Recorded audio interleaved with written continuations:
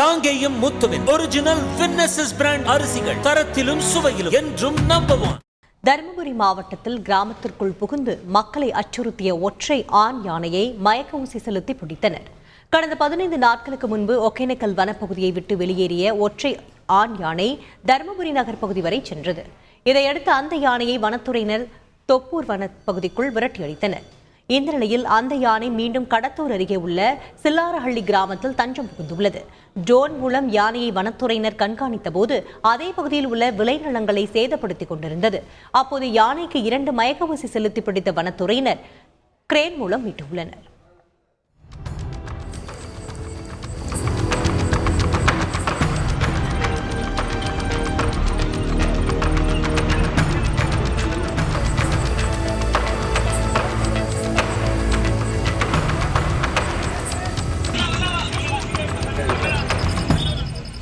காங்கேயம் முத்துவின் original winners brand அரிசிகள் தரத்திலும் சுவையிலும் என்றும் நம்பர் 1.